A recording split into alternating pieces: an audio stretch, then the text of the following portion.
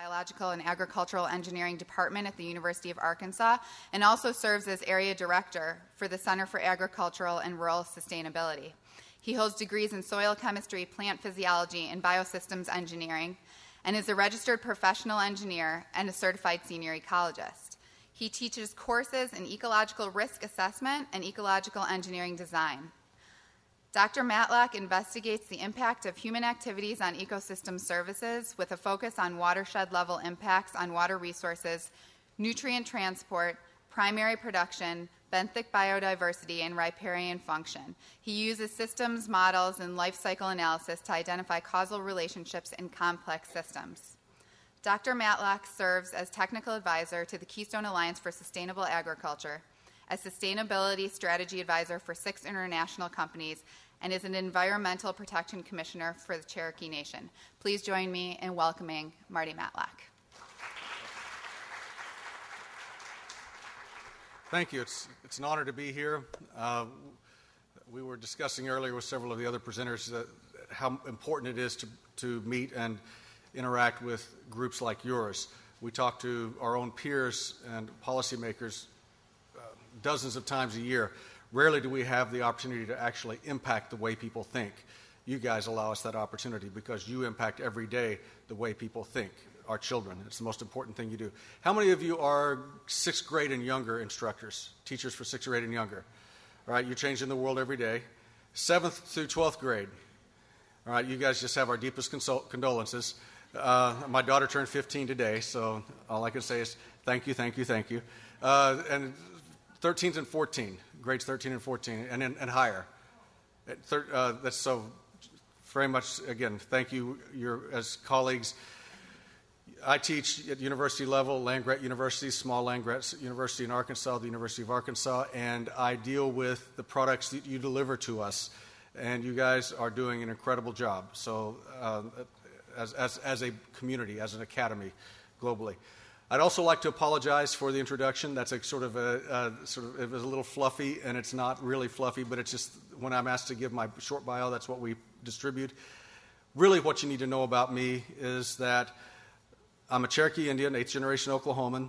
I grew up understanding the role of, as the grandchild of the Dust Bowl, the role of agroecosystems on prosperity. My grandfather told me when I was quite young, find something you're passionate about and make that your life and never deviate from it. And so the thing I'm passionate about is human prosperity because I grew up on a small sustainable farm, or sustainable but subsistence farm in Oklahoma. Very impoverished is not an appropriate word, but certainly not wealthy. And grew up with a sense that the connection to the land is what makes us human and makes us a community. So my passion is prosperity for humanity and biodiversity. They're not two different things, they're the same thing. You cannot have human prosperity without biodiversity, and you cannot have biodiversity without prosperous humanity, because we'll eat the last mountain gorilla, we'll kill the last endangered whatever to feed our children. So we need both. We need prosperity and we need biodiversity to move forward. Let's go over, as a good pedagogist, is that a word? As a good instructor and a student of John Dewey, I have a strong sense that the best way to learn is to do, and the second best way to learn is to repeat. And so there will be a lot of redundancy in this presentation as we repeat much of what we've already discussed, but it's hopefully from a different perspective. Before we go into the factoids here, it's important that you understand another part of my perspective. I became an agronomist, my bachelor's degree in soil sciences, because I was inspired by Norman Borlaug, the father of the Green Revolution, won the Nobel Peace Prize in 1970, passed away last September at the age of 94.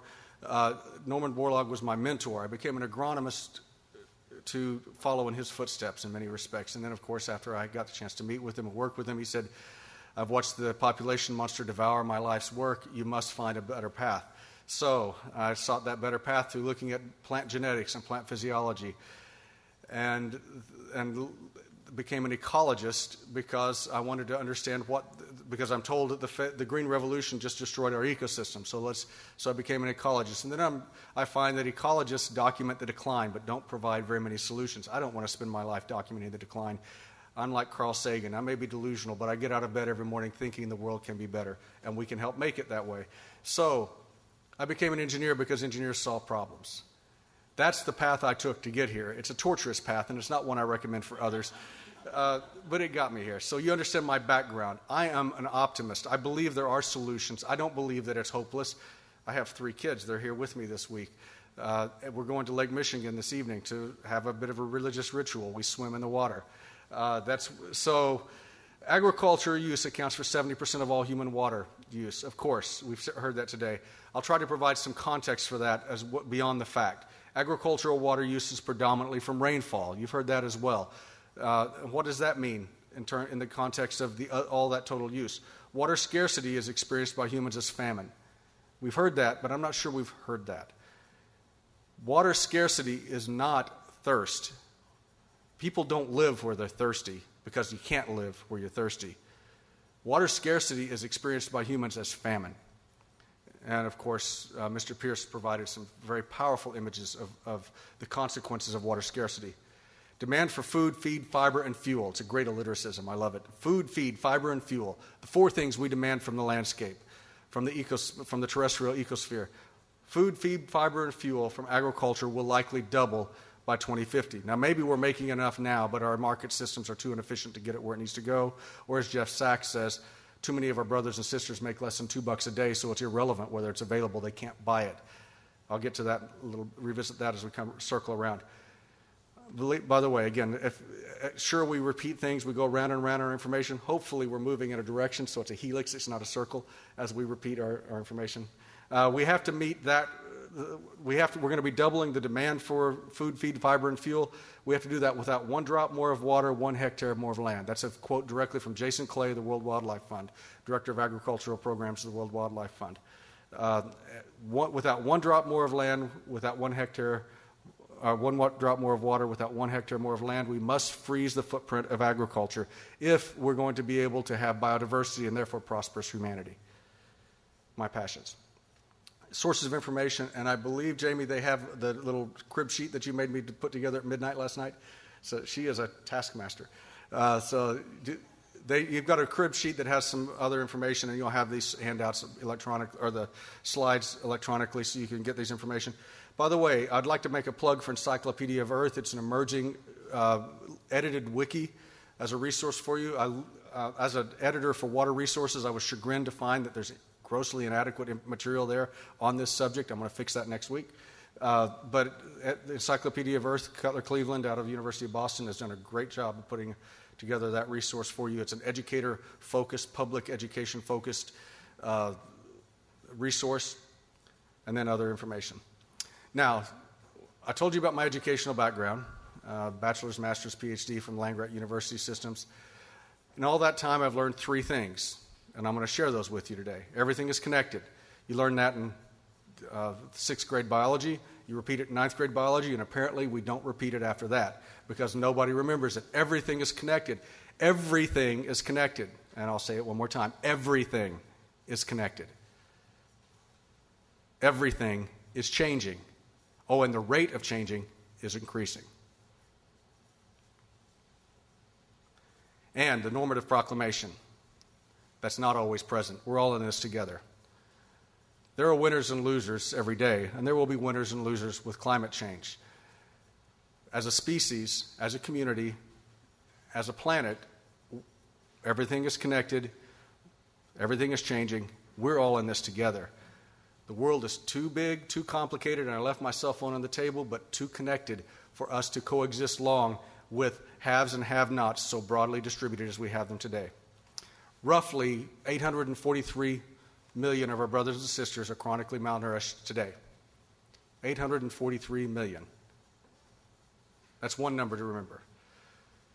There are roughly 6.7 billion of us on the planet. Another number to remember. Another number to remember, 5,600. That's the number of children who will die today due to preventable waterborne diseases. We saw that in the video this morning. Jamie alluded to it. Of course, Mr. Pierce alluded to that. 5,600 kids on average will die today due to preventable waterborne disease. 5,600 kids will die tomorrow due to preventable waterborne disease. I pose this question to you that I pose to my colleagues in academia every opportunity I have a chance to have a platform. What would our response in the United States be if 5,600 kids died today due to a preventable phenomena in the United States? What would our response be? 5,600 kids died today, and we knew that another 5,600 kids were imminently going to die tomorrow, trapped in a mine or some other preventable catastrophe. What would be our response? So why is our response so muted? I would dare say, not muted, silent to the tragedy of preventable waterborne disease. You've seen these facts about global freshwater resources several times today, and I present these just as another vehicle for communicating to them that most of the fresh water we have is in groundwater. That's the upper, I guess your left-hand side is in groundwater. That's why we use it. That's where the water is. But the problem with that water is in many cases being mined. We're extracting it at faster rates than we can put it back, so we're using it unsustainably. The nice thing about surface water is we're just renting that. It just passes through us. I had a lot of coffee this morning. I left a lot of coffee in the bathroom this afternoon. I rented it. If I have beer, I rent it for about 40 minutes. So we just rent the water there. It's the rate of rent is the problem, because while we're renting it for agriculture, for industry, for municipalities, for other purposes, other things can't be used. So there's an opportunity cost associated with that rent. But that's different than the extraction of groundwater and bringing it back to the hydrologic cycle. That's the closest thing akin to greenhouse gases we have in water. Everything else fails at that point. Water use by sector, you've seen this. Agriculture is everything in water. The reason I work in water and agriculture is because that's where we use it. And that's where the demand is. We know that most of the water used as a percentage of the available water is in places where we have predominantly agrarian cultures. We're going to get into a little bit of discussion about water use efficiency, because water use efficiency is at the heart of how we're going to meet that challenge of doubling food production, food, feed, fiber, and fuel by 2050. The question we have, and by the way, all of this, the information that you'll have in your handouts as well, is from the Food and Ag Organization, FAO. We also use water for other things, industry, domestic use. What's clear for us to understand is that the availability of fresh water is not just about agricultural production, industrial production. It's about human prosperity and the ability to actually exist in an area. So the question is, why do people live in dry areas? Why do people live where they are? I gave a presentation to the United Methodist Church's annual conference on caring for creation, called The Sanctity of Place. We live, die, and fight for place. We're a territorial species. The motherland, the homeland, our home, our country, our state, our city. That's the way we are as a species. Now, in the United States, we're pretty nomadic to a certain extent. How many of you still live in the cities you were born in?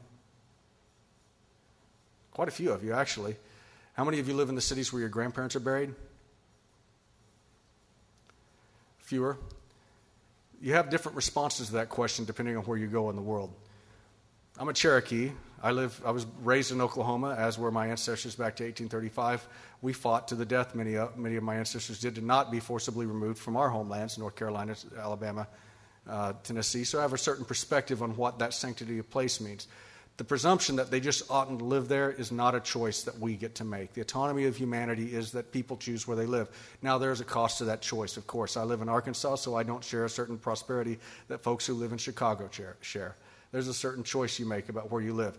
But the fact is that that is not a predicate for the loss of human rights, the choice of where you live. Fundamental human rights: availability of water, food, security of person, and opportunity, self-actualization, typically education. Those four things. Without those four things, we cannot have prosperity, which, of course, is critical for preservation of biodiversity. Resource scarcity is predominantly associated right now with groundwater withdrawal from irrigation. Again, very eloquently described earlier, circling around again. Between 15 and 35% of irrigation withdrawals, as best we can tell, we don't know exactly how much, exceed the rates, supply rates, that recharge rate. 15 to 35% are being used unsustainably right now. Now, that per capita issue is a key issue, too. And the reason per capita matters is because per capita is changing. The capita part of per capita is changing. Let's talk about that change. How many of you guys in your classroom teach about human population change? If you want to talk about global resources and global change and the challenges of the future, which your kids will be living in, you have to address this issue. This is the forcing function behind almost all human trauma and human-related.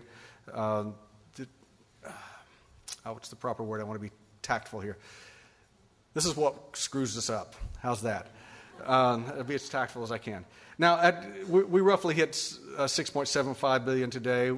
At current fertility rates, we'd hit 12 billion by 2050. 2050 is a key point. It's 40 years from now. I'm 48. I turned 48 last week. I can remember being 8 years old. 48 years ago doesn't seem that far away to me. 40 years from now doesn't seem that far away from me. I have 2 9-year-old kids. They will be my age in 2050. What's their world going to look like? It won't be 12 billion. Median UN population estimates, because fertility rates are declining, suggest we'll be about 9.25, with some uncertainty. It could be as low as 8 billion.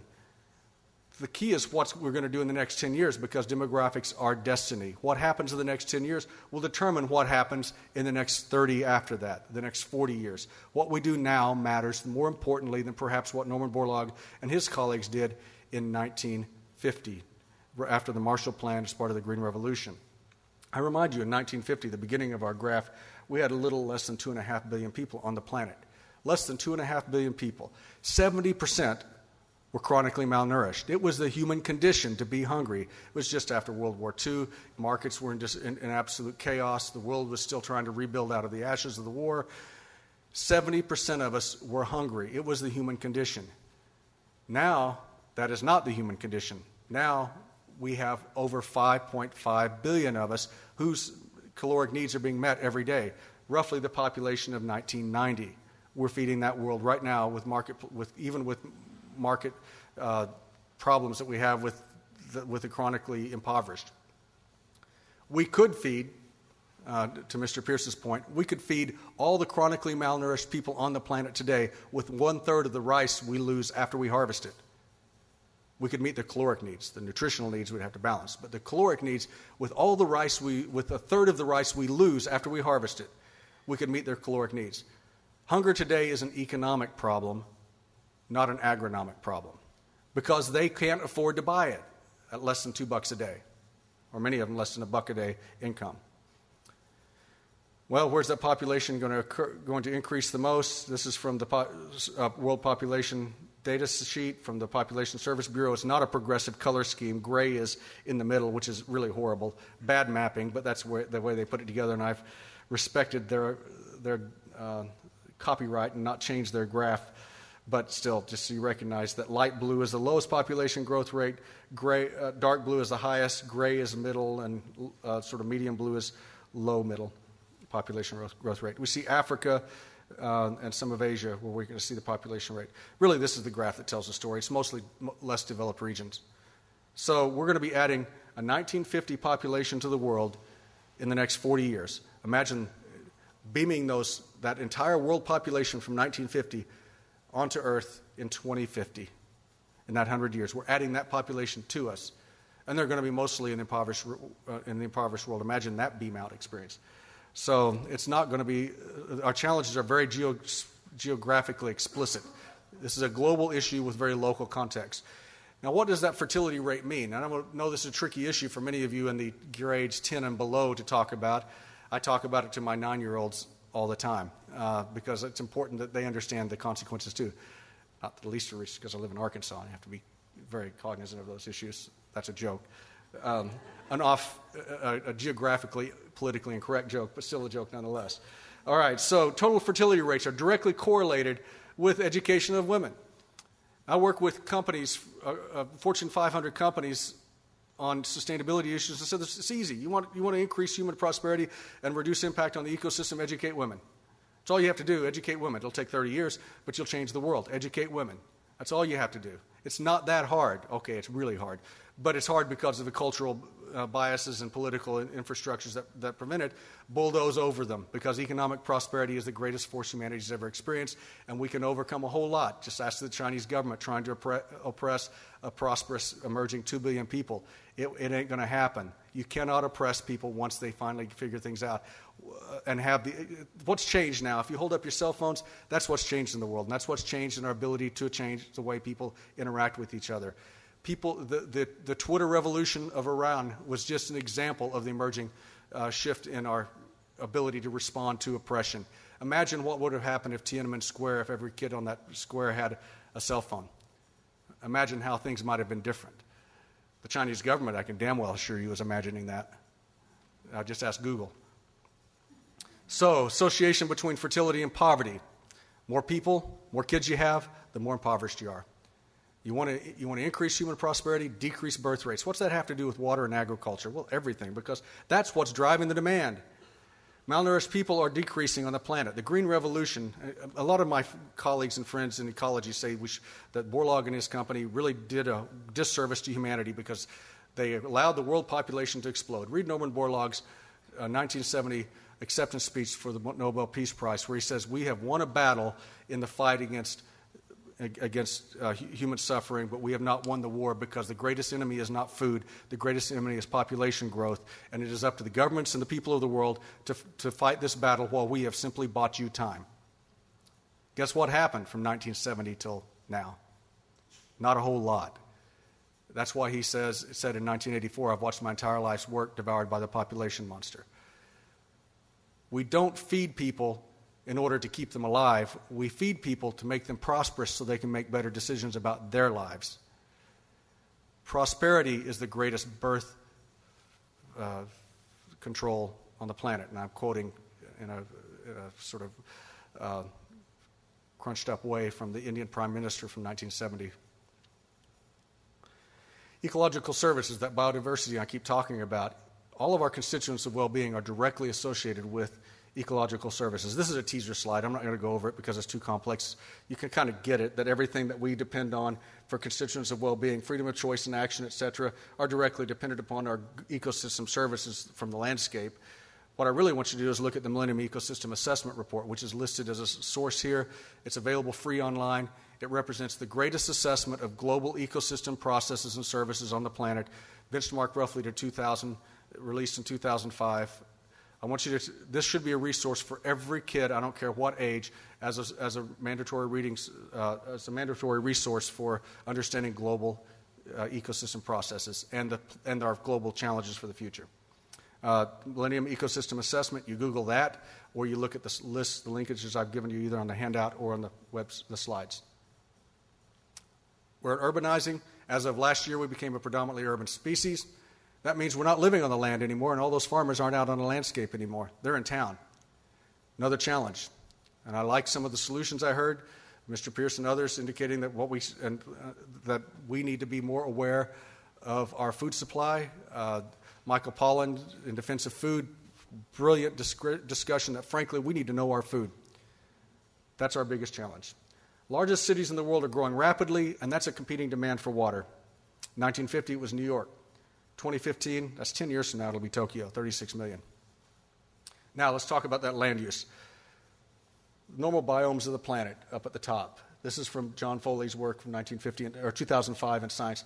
The biomes of the planet on top. If you look at croplands, which are all the row crops and specialty crops on the planet, you see roughly where they're distributed, and then rangeland and pasture on the bottom, just to see the sort of the footprint of agriculture on the planet.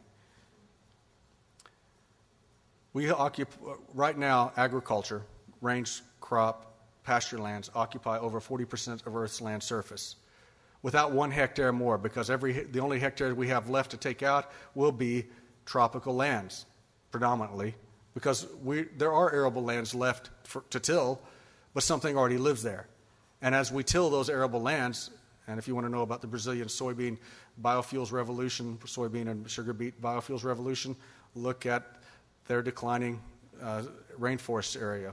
How dare they, right? Well, I live in Oklahoma. It used to be the Great Plains. We let that blow away in 1930. Let's see, we have who's one of our great Midwestern folk tale heroes, Paul Bunyan. What did he do? He cleared the forests so that there wasn't a pine tree left in Wisconsin when he was done, right? So how dare they? Well, how dare we? That's what we do as a species. That's what we do. We co-opt natural resources for human prosperity and convert them to things we need. We just got to figure out a way to do it without destroying everything in our path and for next generations. And this is what Jason Clay of the World Wildlife Fund says we have to do, to freeze the footprint of agriculture. He's suggesting that a chunk of what we need to do is in the genetics of the crop. Most of what the Green Revolution did was it provided hybridized crops that were shorter and that used resources more effectively, working predominantly from native stock, because the native stock were resistant to the native diseases, the diseases on the ground there. But by introducing hybridizing those crops with other varieties, we were able to get tougher crops that you had less loss in. They didn't fall over as easily, or they didn't get as much rust or blight. That's the genetics of the crop. What about what's coming up next for the next 40 years? We're going to have to dramatically improve the genetics of the crop. The Gates Foundation is funding a program for drought-resistant corn with Monsanto right now that could reduce the water demand for corn by 35%. 35% reduction in water demand for corn. That's a 35% increase in water use efficiency, potentially. They think they can perhaps provide that for all crops because the genomics are similar. We're talking about biotechnologically modified crops. Just strange bedfellow we have here, World Wildlife Fund and Monsanto. Gates Foundation, World Wildlife Fund, and Monsanto. It's a recognition that we're all in this together. We got to sort these things out together, and everything's connected. Poor management practices, of course, Mr. Pierce described those. We could probably get equally as far just by tightening up our management practices. And that's just not because those folks are dumb, which is what I hear a lot. No, people are pretty darn smart, very smart about the way they manage their resources, and farmers are very risk averse. Generally, simple access to resources, access to pipes, access to drip irrigation, access to the technology so you don't have to do open channel furrow irrigation. The fact that folks can do open channel furrow irrigation in many cases is a miracle of technology, because a good portion of the world is economically impoverished for water, not hydrologically. The water is just not where they need it when they need it. So the first step to overcoming that sort of impoverishment is to convert water into something that's valuable. And that means to increase the utility for the people who live there. And then suddenly, in many cases, we can start eradicating waterborne disease because we have a resource, water for irrigation, that's valuable, and that resource can then be modified for drinking water in a much more politically manageable way. Now, we also have underperforming land, and we also have technology. Technology, of course, would be part of that irrigation, part of the sensors. And then underperforming land, we have land that's in irrigation, that's in agriculture now that's not performing because of pest pressures and nutrient pressures and water pressures. Borlaug said that we're going to have to do everything we can with the land we have because we don't want to take any more land into cultivation. And that means we're going to have to accept the fact that there are going to be some compromises with the land we have. We cannot waste the soil because the soil is the very reason we need the land. We have to manage the soil. Right now in the United States, we have less nutrients, less sediment entering our rivers and streams from agricultural production since any time since 1940 in total. That's largely because of the introduction of genetically modified crops, which many folks would say is a bad thing. But genetically modified crops allow the producers to use low-till, no-till conservation tillage practices. You can see it downstate. I was driving through Nebraska about a month ago, I guess, at the water conference in Nebraska. I was driving home across Nebraska, and I saw a big John Deere tractor with a big 40-foot swath planter in the field. The wind was blowing 40 miles from the north. So I pulled the car over to take a look because I didn't see any dust coming off that field. And growing up in Oklahoma, you see a tractor in the field, you see a cloud of dust. That's because the stubble was this deep and so thick you couldn't see the ground. And that's only possible because of weed control with current technology. Everything's connected, bad and good. We have to manage the benefits. There may be risk associated with those genetic modifications, but there are benefits too. We have to manage them. We have to understand them, and we have to choose because the choice is going to matter. Now let's talk about water footprinting to get to our issues here.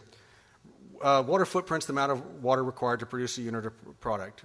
Mr. Pierce just gave you a whole bunch of water footprinting information. I'm going to challenge some concepts for you in water footprinting, not because it's not a useful metric. It is. 1 kilogram of corn requires 900 liters of water to produce. That's a good metric, right? And if you're going to feed that to your cow for making milk, then you just triple that for getting, or double that to get dairy, or kilograms and liters are not quite the same as gallons and pounds, but you get the idea. So those conversion factors are problematic. But what does a kilogram of corn and a liter of water have to do with themselves, really? If the kilogram of corn and a liter of water come from an area where you do not have water scarcity. And the notion that Hoekstra, Shappigan, and Hoekstra had, that you saw with the water trading, is that we take things where they are plentiful and we transport them to places where they are scarce. Markets have done that for about 12,000 years. My ancestors did it with seashells and flint.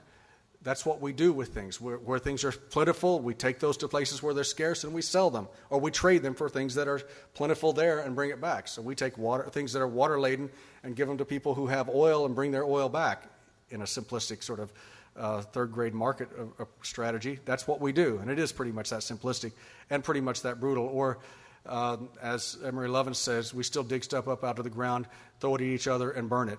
That's just what we do as a species. We do have to get better.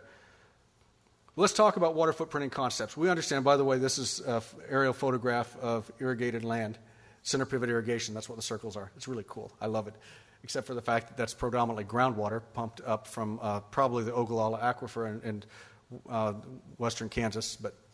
And the Ogallala Aquifer will only be able to provide land for those or water for those crops probably for another 20 years before it's too deep for them to pump economically, unless prices of corn go up dramatically, which will cause all sorts of other problems, right? So Hoekstra et al., when they developed the concept of water footprinting, and the Water Footprint Network is another resource for you, said, well, we understand that water's not water. That there's rainfall water, and then there's water that's on the surface or in the ground. Rainwater is soil moisture water, that's green water, and blue water is the water that you move from one place to the other. Now, gray water they use as the water necessary to dilute all the pollution you put back in to get it to the pre-use concentration. I don't like the term gray water. I don't use it in my work. It confuses things. Blue water and green water are real. Gray water is a concept. So let's just set that aside for now. Blue water and green water are real. Most of agriculture, 70% of all human use of water is for irrigation. That's only 10% of the water use of agriculture. That's 70% of all that water. It's only 10% of the water use of agriculture because most agriculture is grown with green water. If we look at where corn is grown in the United States, on the planet, with low to high yields, of course, red being the highest of yields, and we get that from our Great Plains states and from Europe and some South America, over 20 metric tons per hectare corn. Corn's a miracle crop in many respects, in so many respects. It's maybe a curse of a miracle crop, but it is a miracle crop nonetheless. 20 metric tons per hectare we're getting off the landscape. In my work, we were analyzing how much of that is from green water and blue water, and we know that most of it is from green water, rain-fed water. Our global statistics show us this. We're trying to analyze what happens if, and so we're developing a comprehensive corn water use model to evaluate under global climate change scenarios and policy change scenarios and economic scenarios what's going to happen to crop production and crop prices and availability and human prosperity. But you can see that most corn is grown, about 80% of corn globally is grown with green water. So does it mean it's bad? I have friends in Australia who see billboards on the that say 1 kilo of beef equals 1,600 liters of water. Don't eat beef. It contributes to the drought, is the implied message. And their response is, wait a minute, those are range-fed beef. They're eating grass that's rain-fed. We don't feed we don't use feedlots for our beef in Australia like those silly Americans. We feed most of ours are range-fed. So why? It's not going to put any water into the Murray-Darling Basin if you stop eating beef. It's grass, and we don't eat grass. That's an argument that's, I think, a legitimate criticism. We can't be overly simplistic in our communication of the issue or the solutions of water. All water is local. All water is local. What we do have to do is, much like Michael Pollan suggested, with food, we need to know our water, know where it comes from, and know what we're doing to it. Because The Water Stress Index, of course, is an assessment of the global status of water and where water is most having the most impact on humanity. Best estimates from the UN FAO are that by 2015, 10 years from now, a mere 10 years from now, 1.8 billion of us will be living in severely water-scarce region. 1.8 billion in severely water-scarce region, making that 800 and some odd million of our brothers and sisters who are chronically malnourished today seem like the good old days. Severely stressed means that they have available less than 500 cubic meters. Cubic meters a little larger than this dais, 1 meter, 1 meter, 1 meter. 500 of those a year per person.